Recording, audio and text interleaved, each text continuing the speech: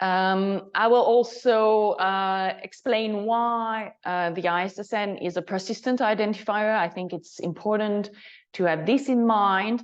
Explain how it is supported by a professional community, a global professional community.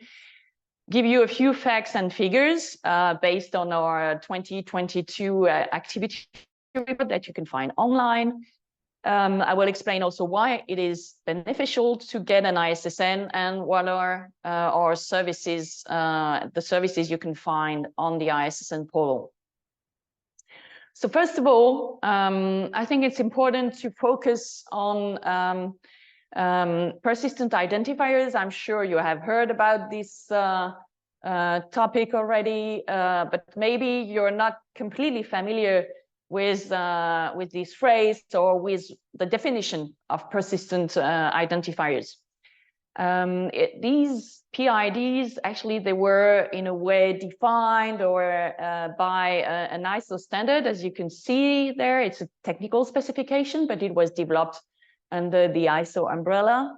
It was published last year, and the aim of this publication is to list the main characteristics of a persistent identifier.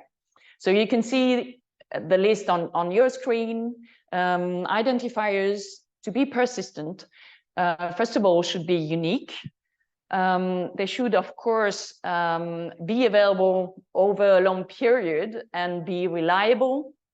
They should also, as much as they can, because depending on the scope, this may be difficult, but they should be granular, addressing several parts of a document. So at the global level, but maybe also at the, for example, in a book, at the chapter level. So this is what is meant when we speak about granularity. There is also another characteristic which is important, which is the stability of the metadata. So I will show you what this metadata is when we go through the ISSN features. They should also be accessible as much as possible, made available to the public.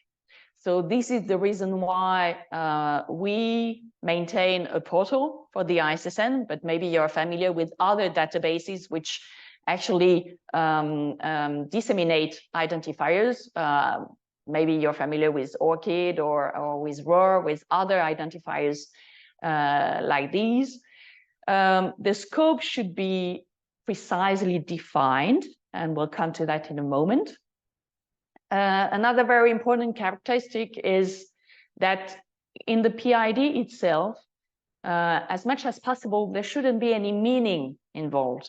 So in a way, the PID should be calculated and should not bear any significant part. So this is the case, for example, with the ISSN. Resolution means that the PID should either refer to some metadata, a description of the document, or the document itself. So, for example, but I'll talk about that a bit later, the ISSN string is standardized on the web. And if you type a string of ISSN using a certain semantics, you can find the record describing this resource. And this is also the case for DOI. If you type a DOI in your browser, then you get access to either the resource itself, or when the resource is no longer available, what we call a tombstone. So this is what resolution means. Timing of assignment is also important, because it means that this PID should be assigned to a specific resource as soon as possible in the production chain. So this is the reason why for example, at the ISSN-IC and at ISSN national centers, we work with publishers, with editors of journals or websites that come to us to request an ISSN assignment. And this should be done as soon as possible when a resource is created, so that this identifier actually can be reused later on, in the production chain or the dissemination chain.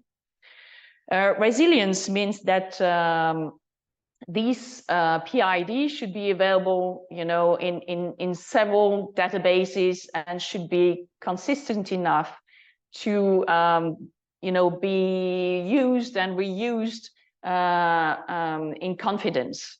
So this is also an important characteristic.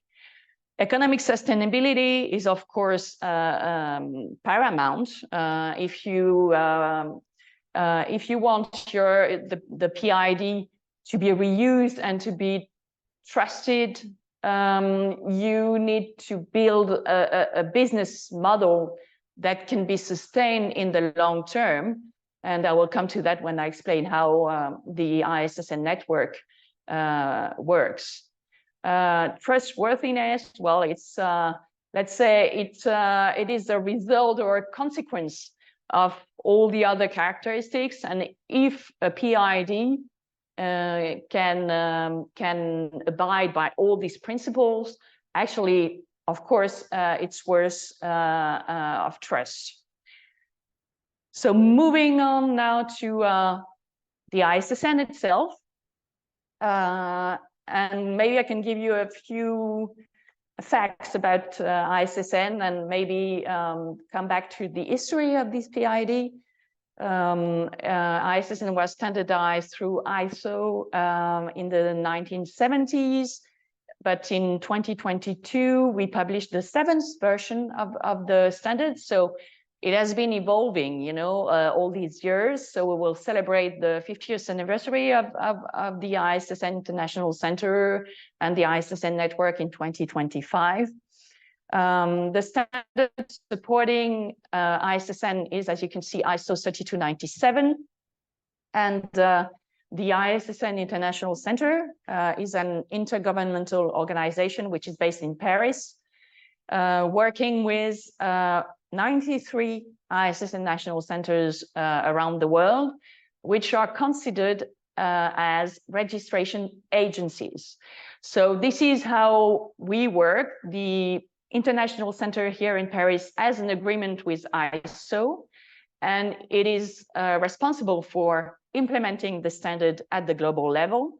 But then the IC, the International Center, delegates this implementation to national agencies, which are the national centers. And there are 93 at the moment, and we'll have 2 more joining, we hope, in 2024. So we hope to reach the number of 95 next year, beginning of next year. That's very important for us to, have more people engaging with the network. So we use common rules and standards. As you can see, the ISO 3297 standard, but also descriptive standards. So we use ISBD, which is supported by IFLA. We use the format, the Mark 21 format for the time being. And I'll explain how we proceed. And we have a kind of internal, we have internal guidelines for all national centers to share, explaining how to proceed to come up with a good description of the resource. So what are continuing resources? Of course, you know about journals, but there are other continuing resources, such as blogs, for example, series, monographic series, conferences, etc. And some are actually issued in several discrete parts. For example, journals, they have plans for publication which are open-ended. So we don't know, when these journals will stop publishing. So these are open-ended, let's say, manifestations. And we have also ongoing integrating resources, which are actually updated. And these publications, for example, websites or blogs, are also considered as continuing resources. So the ISSN covers more resources than journals, but let's say it's mostly known for the identification of journals. And we have inclusion criteria. For the assignment of ISSN, we need first to check whether there is some editorial content. So there is content, there is evidence of editorial or journalistic treatment of information. There is a clear editorial responsibility, a statement, for example, indicating the name of the publisher, of the producer, the country of publication. And so there are several, let's say, individuals mentioned as, let's say, responsible or in charge of the publication. There is a consistent title over time. The title should remain consistent when the resource is updated, and this title is visible on the resource, whether it's a print resource or an online resource. So there is also another ISO standard, it's ISO 8, explaining how a publication should be presented, either on print or online. For online resources, of course, we need a valid URL. We must know where these publications can be found, and when the URL changes, there should be an update. The publisher should get in touch with an ISSN center to mention the fact that the URL has changed. Of course, the best is to keep the URL, consistent as well. I would say it's like the title. If you want your resource to be referenced and indexed, you need to be really careful, when it comes to URLs. And also, before the ISSN assignment, we check whether there is a content that has specific topics. And there is a related audience, so it is important also that, a journal explains clearly on its website or on the print version what it is about and what is the scope. Just like the ISSN has a scope, the journal has a scope. So, and it's important to have this type of information also displayed on the resource. So coming back to persistent identifiers, why can we say that ISSN is a persistent identifier? Just looking at the list or comparing the characteristics of ISSN with the list of characteristics for PIDs. So the ISSN is unique and persistent. So we work with all national centers. We have a common production tool. It was revamped last year. And we have ways to actually check within the database, within our production tool, whether a title is unique or not.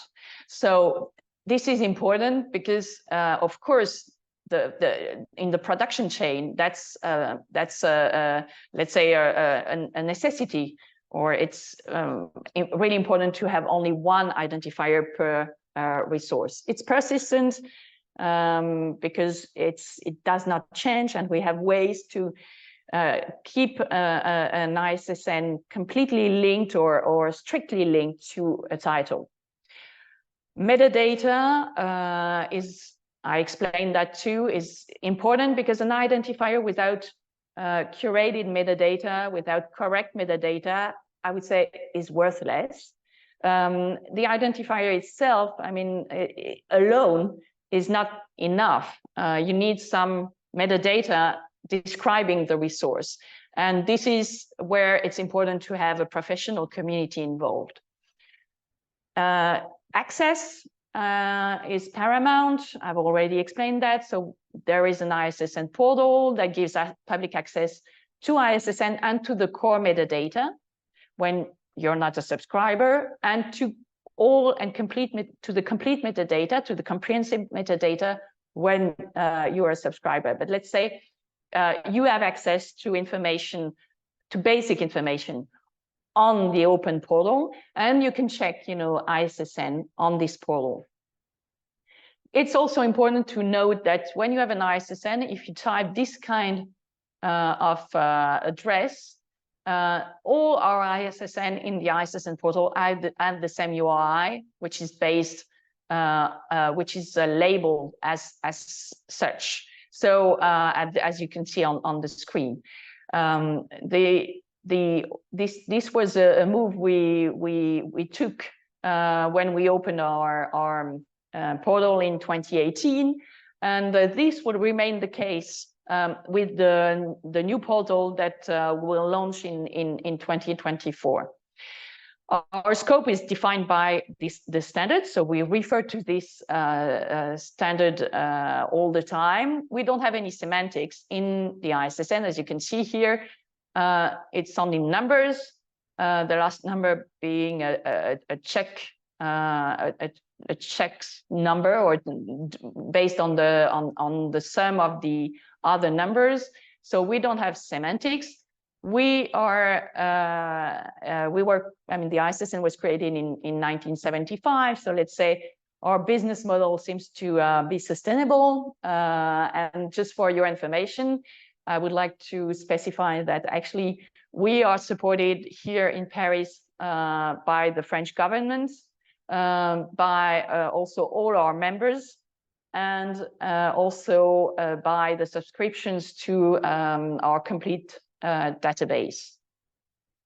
Timing of assignment, of course, is important. We do that as quickly as possible when, for example, our national centers receive legal deposit, or when a resource is digitized. We have a special cooperation with publisher Springer Nature.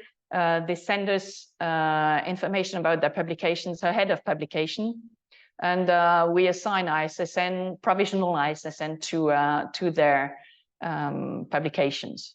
And so I've already mentioned the fact that there are 93 member countries participating in the ISSN network, and there are metadata specialists. They are usually based in national libraries or in national research supporting organizations. So it's, we have a variety of national centers, but the people involved in the network are metadata specialists. The ISSN lacks some, or does not comply with a few characteristics. So granularity, because actually our scope is defined in the standards. So we focus on serial resources, continuing resources, at the, let's say, at the intellectual level, at the work level. Okay, so it's the title of a journal. We don't, the ISSN is not used to identify the content of an issue, for example.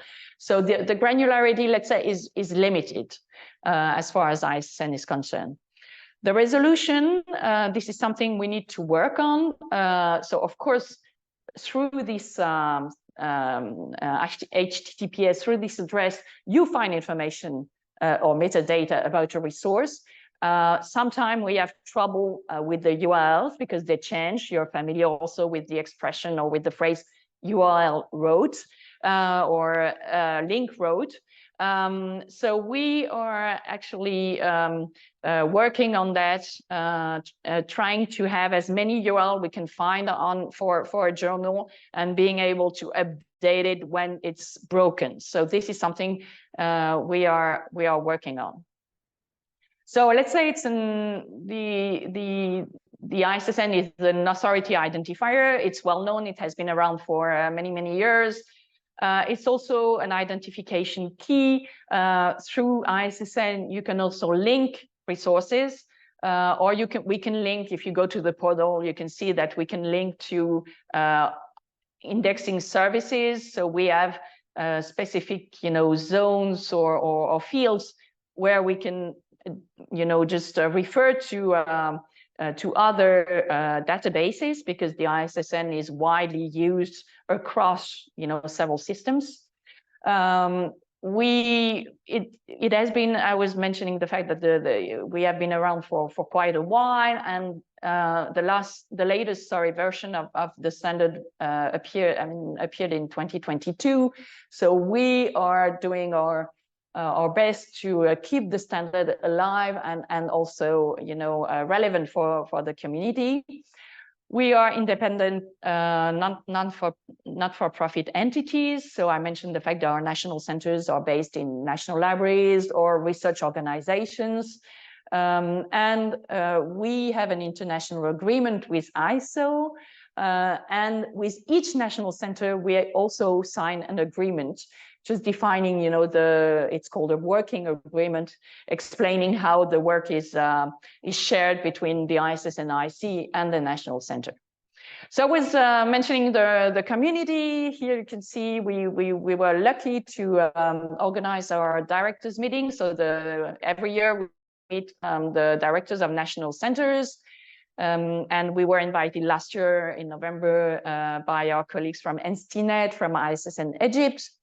And as you can see here, well, there were, I guess, about 50 people attending. And we hope ISSN is like the pyramids built for eternity. I really like this picture. So in Africa, we have contacts with national centers around the continent.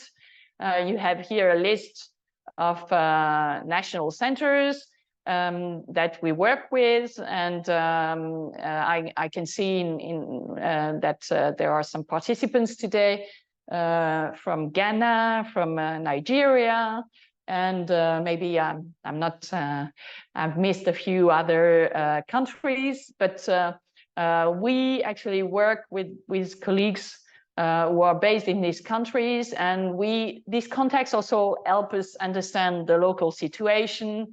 For example, in Nigeria, we work with the National Library, but we know that it's a huge country, so the National Library works with libraries based in the different states of Nigeria. So we know this is, it may be, more complicated in certain countries than others, or there will be some, a lot more people involved than only the national center staff. So we have, very diverse situations. I was in Benin in February this year.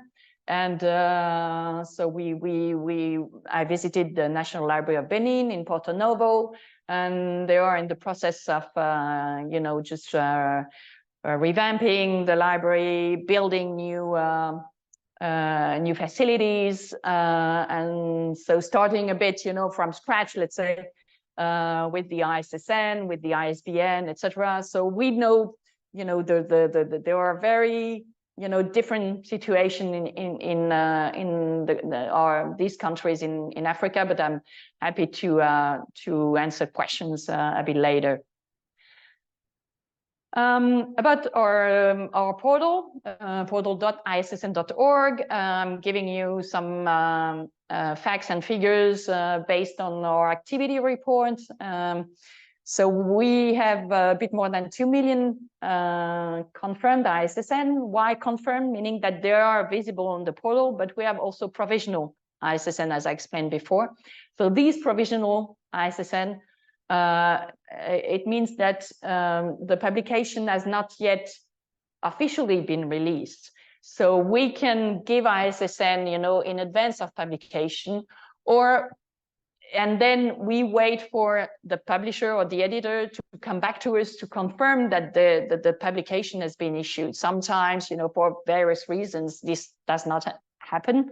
So this is the reason why there is a difference or a gap between the confirmed ISSN and the provisional ones. Among these ISSN, we identify nearly 350,000 online resources, which represent 15% of all records in the portal. And every year, we assign a bit more than 50,000 new ISSN. And you can see that there was a decrease in 2022 compared to 2021. But also 2021 was a specific year because of, well, a very peculiar time, because there was, you know, there was after the pandemic, there were more publications published or issued after the pandemic, and so it's maybe that can explain, you know, the difference between the 2 years. We work with a network of national centers. As you can see, these centers send us 165,000 new and updated records. It's a, you know, it's a constant update that we have with the national centers. They send us their records, and we aggregate them with the ISSN database, the centralized database. We also correct here at the ISSN International Centre. We have a quality team, and they work on the network, on the records, sorry, to amend them.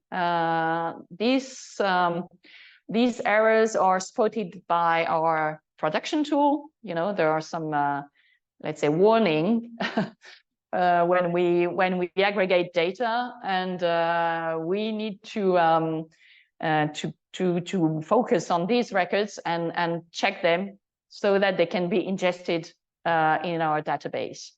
And so in 2022, there were, you know, 23,000 new online resources identified. So this is nearly half of all 2022 assignments. And as you can see, that these online resources actually grew by 9% compared to the previous year. Print publication, the increase was more, I mean, was less important, because the increase was 2% only. Okay, so why is it beneficial to get ISSN to identify your journals? Well, it's, you know, because of all the characteristics I've already mentioned. It's a unique identification. It's based on, I mean, the identifier is linked to curated metadata. We work with the professional community spanning all continents. We are interoperable with other persistent identifiers. And also, of course, in the chain of production and dissemination and even preservation, I will come to that in a moment, ISSN allows these publications to be indexed in global databases. I'm mentioning a few here that you may know: Scopus, Web of Science, DOAJ, but there are others. And so it's a widely, you know, used and acknowledged identifier. So what are the services that we offer, which are based on the ISSN? So if you go to our portal, you will see that we offer a specific subset of records for scholarly resources. So it's called, this service is called ROAD. It's a directory of open access scholarly resources. It was created in 2013, and has been expanding since then. I think there are a bit more than 50,000 resources in open access, which are listed in ROAD, and all metadata is available for free. So you can download the information and URLs from there.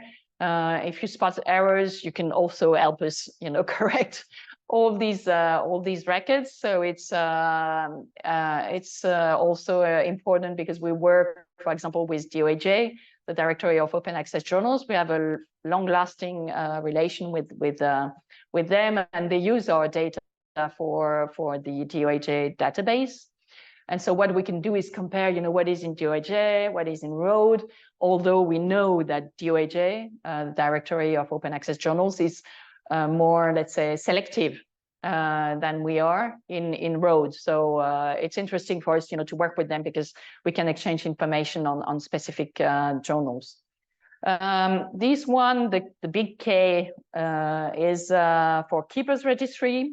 So we work with, I would say, nearly 20 preservation agencies. And I remember we had a conversation with Susan on the preservation or archiving aspect that can be developed also for by AJOL. I don't know whether Susan has made some progress on that, but we work with these archiving agencies such as CLOCS, the Library of Congress, Rede Cariniana in Brazil, the National Library of Spain,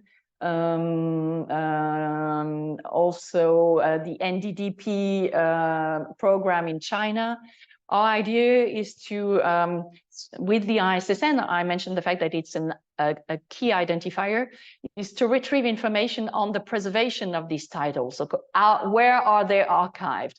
So I think nowadays we know for sure, let's say, that there are about 80,000 journals preserved by at least one agency participating in Keepers Registry. And our aim with this service is to provide information about long-term preservation using the ISSN, but also to work with many archiving agencies across continents to be able to show the diversity of publications and also be sure that all these heritage, whether scientific or cultural, is preserved. So this is the reason why we're interested, and this service is growing, and we would like to work with archiving agencies in various countries. So we are looking for actually partners in all continents. Submit, Retrieve, Reuse is based on Keepers Registry. We know that there are many ISSN used in several databases, but sometimes these ISSN are not correct because there have been errors or in the cataloging process. So we offer this service, which is a one-shot service. You submit a list of ISSN and you retrieve the correct ISSN plus data regarding the preservation, the indexation, and you can reuse this data in your own database. So a list of ISSN, you submit it, you get back some information about these ISSN, whether they are correct or cancelled or invalid or they don't exist. And you can retrieve the correct ISSN or look at the portal and check, the correct ISSN. And then you can reuse this information, including information about the long-term preservation. So we deliver through this service information on titles and where they are preserved, whether they are open access, and whether they are indexed in other databases. And transfer is another service that we have, which is about the transfer of titles. We know that, for example, scholarly societies or can, publish a journal for a while and then they sell the journal to a big publisher. And so this database called Transfer helps librarians and publishers track which titles have changed owner in a way. So these services are all based on our identifier, the ISSN. So if you are looking for more information on what we are doing as a network, please have a look at our reports. They're available online. We also have our strategic plans available online. Our current strategic plan, sorry, will end next year. So there will be more coming, about what we've been able to achieve in between 2020 and 2024. Of course, we also have our presentations are available on Zenodo, the website or platform you may know. And we are also on social networks, Facebook, Twitter, LinkedIn, etc. Thank you, and I will be happy to answer your questions. Thank you very, very, very much. We have several questions queued already. Can everyone hear? Am I audible now? Okay, awesome. Right. We have 7 questions in the Q&A queue, 6 actually. And if you have any more, you can either raise your hand now or you can ask them in the Q&A box. I'm sorry, Armando, I'm doing my best. It's my headset. I'm sorry. Right. So the first question we have is from Margaret Sonko, which asks, can the ISSN be placed anywhere in the publication? Thank you for this question. I was mentioning the standard ISO 8. It should be the ISSN should be in a prominent place, either on the title page or just after the title page, and also with information, as I mentioned before, about the editors. The place of publication, subject is a bit complicated, but maybe a short explanation, a definition of the journal, what is it aiming at, etc. So I would say I can, if Margaret wants to keep in touch with me, I can give my email address, and I can share with her the standard, part of the standard explaining where these ISSN should be displayed. Awesome. Next question from Baraka Manjali Ngusa, who has at least 1 and possibly 2 journals on AJOL. The question is, how can I know if the title is unique or not? If the title is already existing, but it is not unique, what do you advise? Well, you can check on the portal. That's what I would recommend. And when the title is not unique, because sometimes you have, maybe you're familiar with titles such as International Journal of Economics or International Business Journal of Business. Well, in this case, what we do is when we assign the ISSN, we put some in brackets, we put the place of publication, for example, because we know sometimes, there are several titles like this one. So on the portal, it's defined specifically with, let's say we complete or we add something to the title. So we add, for example, the place of publication. So, but of course, I would recommend to be more specific, for as far as the title is concerned. Although, of course, if you're specific, you may fear that the audience is more limited. So you can also put, a subtitle, so your title, and then explaining a bit more, what's in the journal in a subtitle.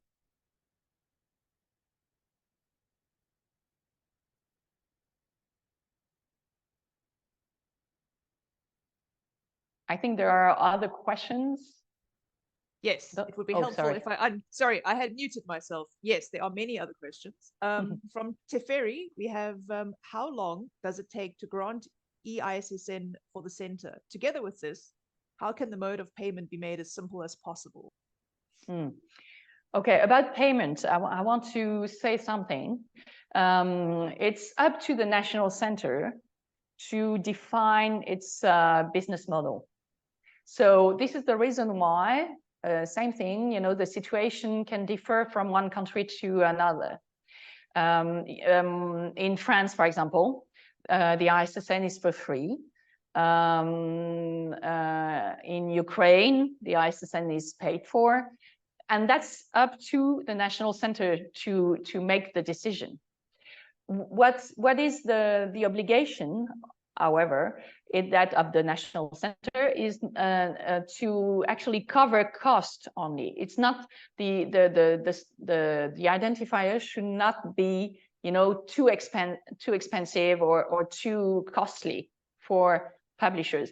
It should cover the cost of maintaining, you know, staff, computers, network, internet, etc.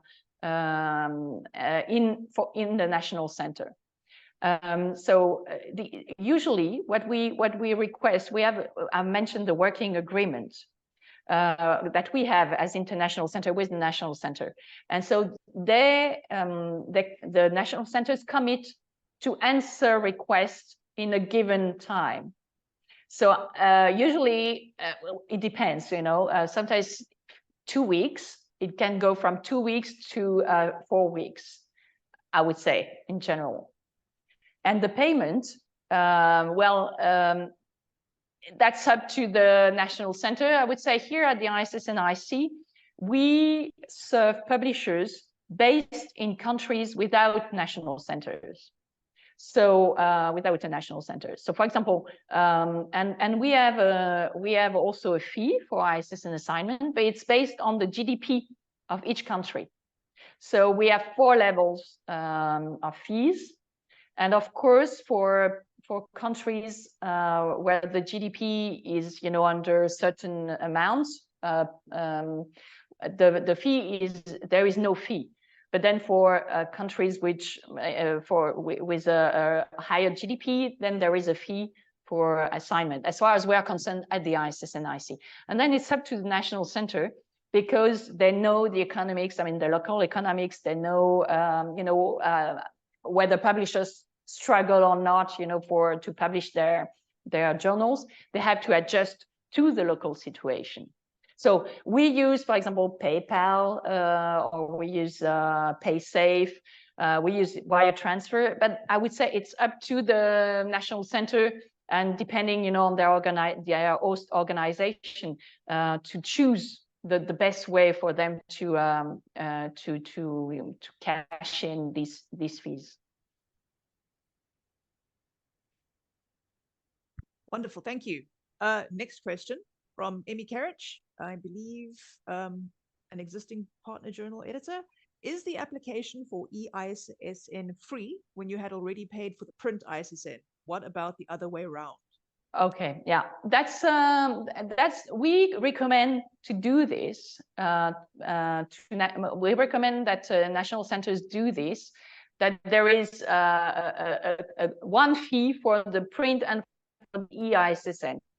But I know that in some places there is a fee for the PISSN and the eISSN. We don't do that at the ISSNIC. So that's a conversation we have with national centers, because we want publishers to be able to use, you know, both, and not pay every time I mean, each time they request the P and the eISSN. So this is our general policy, and this is important also to mention, of course, to the national centers, but they may have, you know, some different requirements. But this is not our policy at the ISSNIC.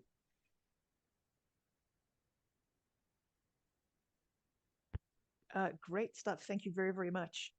Next question from Gombo Armando in Angola. One has to request ISN series approval / pool / approval to a national center, or can you deal directly with the international center? So do you have to go through a national center first, or can you go straight to the international? Well, when there is national center, it's better to go through it. I mean, that's the reason why I explained that we delegate ISSN assignment to national centers. The IC specializes in dealing with publishers in countries with no national center. So if there is no national center in your country, you can come to us. Excellent. That will be very relevant information for many of our attendees today, I think. I have a question from an anonymous user. Okay, that has been answered. And another, Zynox. The JPPS has emailed their journal that their eISSN is not for an electronic version, but for a print version, meaning that they have 2 print ISSNs. What do they do? Oh, no, for the electronic version, you need, it's the same, let's say. The ISSN, the syntax does not change. It's just that you have one ISSN for the print and one ISSN for the online. And what we do at the central level is that we link the print version and the electronic version. So these are they are different. There are different numbers if you want, but they are not labeled PISSN, eISSN. It's just that in our database, when you look for a specific ISSN that has been assigned to an online title, then you will find it, and you will find online. It's with a URL, etc. But it looks the same. I mean, the 2 ISSN look the same. And what we very often encounter, I mean, the situation we encounter the most is that a lot of publishers use the print ISSN for the electronic version. And this is not a good way to go, because you should ask for another ISSN for the electronic version, and the print version should remain with its ISSN. And I can see this question here. No, it's not possible to have the same ISSN for the print and the online. It should be different. That was Moira Levy's question, I believe. Right. Cool. So Lames Gnu, oh, I'm terribly sorry, I've mispronounced that. Lames Gnu would like to know who initiates the process of establishing national centers, for example, in Ethiopia, which does not have a national center currently. The ISSNIC in Paris is an intergovernmental organization, so it means we have member states contributing, and the ISSN International Centre in Paris was created through an agreement between the French government and UNESCO. So there is let's say a specific process to join the ISSN network, which is that it needs to be decided at the government level. So the head of state or the Ministry of Foreign Affairs should write a letter to the Director General of UNESCO and explaining that the country wants to join the ISSN network, and then so it should be signed by a very high level representative of the state, and also mentioning in this letter which organization will host the national center. So this is completely a decision taken by the authorities of the country. And usually it's a national library, or it's a national research organization. And then the Director General of UNESCO answers or sends a reply, a response, and they inform the ISSNIC. And in that case, we get in touch with the organization that has been appointed by the government to become a national center. And then we work with this organization to set up the center, to check, whether to train them, to check whether everything can work, and we sign the working agreement, etc. And then we launched the national center. But it's, first of all, it's a diplomatic process, and then it's more a technical process that we handle. It is indeed like a global effort, isn't it? It's amazing. I have a question from Dr. Emma Chukwuemeka. Can a journal run without an eISSN? Can I just answer that? In terms of belonging to AJOL, we need you to have an eISSN. So you need one for AJOL, but in general, I hand over to Dr. Béquet. Well, you can run a journal without an ISSN. I mean, we are not, you know, it's complicated because the identification of materials of you know, scientific scholarly materials, cultural information materials, etc. Was decided, you know, by also the International Federation of Library Association, and UNESCO was part of this process. The idea being not on, I mean, to identify, but it's not, you know, for the pleasure of identifying. It's, you know, for reference, for preservation, archiving. You know, if you want your journal to be known, to have some reputation, to be disseminated, etc., to be archived, it's better to live, you know, to have somewhere, a place where it is registered or indexed. And through the ISSN, you get this identification, this registration, meaning that, okay, you have a chance that your journal will, you know, will just be alive as long as needed, and then will be preserved if, you know, the content is deemed crucial, important, etc., by archiving agencies, by libraries. So if you want, you know, it's important. I think it's a win-win situation, you know, between with libraries and publishers being involved. It's important. Great. Thank you very much. Okay, we are coming up on 11 a.m. So I'm going to ask us to move quickly through. Doc, do you have more time, Gaëlle? Awesome. Yes, no okay, problem. But we are going to move quite quickly through the remaining 4 questions. Ngomba Armando, I see you have further questions. I just need 2 that have come in first. James N. Knott Jr. asks, does the volume of a journal have an effect on the payment? I'm assuming this means the size of the journal as opposed to the volume number. No, not at all. Not at all. It's I mean, it's only the title information I've already listed, but no, it has nothing to do with the volume or the importance of the journal. It's just we have some, for example, we don't assign ISSN to ephemeral content linked to, for example, an event. You know, there is I don't know, a festival or a music festival, and that happens only once. They have a newsletter, etc. If we know this publication will not be published after the event is passed, we don't assign ISSN. So that's what we call ephemeral. Ephemeral don't have ISSN, or publications linked to a company, which are promotional. They don't receive ISSN usually. Thank you. And our last question, which is that Muhammad Madhu Bukhar would like to know, we had an ISSN issued about 20 years ago, which we use. We recently learned that it was not linked to any database. How do we proceed to correct this?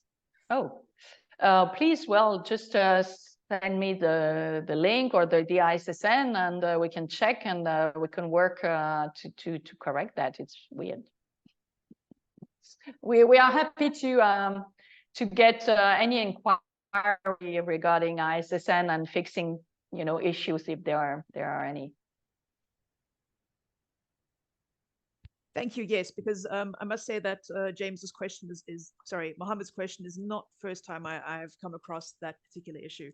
I can explain maybe the reason why this happens is sometimes we don't get feedback from the national centers. ISSN are assigned to journals in the country, and we struggle to get the metadata back from the countries, from the national centers. And this happened, you know, a lot when the process were more manual. There was more manual. Sorry. So if that's the case, we are very, we want to get metadata information about these journals, because sometimes the national centers are not able to find, their archives, etc., and find the ISSN that they have assigned, because people change, processes evolve. So if you come to the ISSN IC, you can find us online, and there are a few emails you can use. Please, we would be very happy to help you. And our final question is in French. I cannot speak French, so I'm going to post it into your chat box for fear of absolutely mangling the pronunciation. Y a-t-il une validité, y a-t-il une validité de l'ISSN une fois obtenue? Oui, l'ISSN reste valide, je l'ai dit, on existe depuis 50 ans. Et donc, nous, notre travail, c'est justement de maintenir l'ISSN aussi longtemps que possible. Donc, il n'y a pas à repayer, à reprendre un autre ISSN. L'ISSN, il est enregistré une bonne fois pour toutes. Il est dans le portail, il est valide. Thank you very much. I think that's all the questions. Final call, everyone. You have 10 seconds to get your final questions in. Okay. Thank you so very much for joining us today, to all our attendees and to our wonderful guest speaker coming in from Paris. This is fantastic. Thank you so much to everybody who has been asking. We will distribute the slides and the recording will be available early next week. Sue, any final words? Just to express our enormous appreciation and thanks to Gaëlle for a huge amount of time and the brilliant answers that you have provided to the questions that I think were of use for everybody. And so thank you for everybody participating today and for your excellent questions and use of this opportunity. Gaëlle, we will be in touch again soon, I'm sure. Thank you so much. Take care. Thank you. Thank you. Thank you. Bye-bye. Thank you very, very much. I'm closing the webinar now. Thank you, everybody. Have an excellent day further. Gaëlle, thank you so much. That was amazing.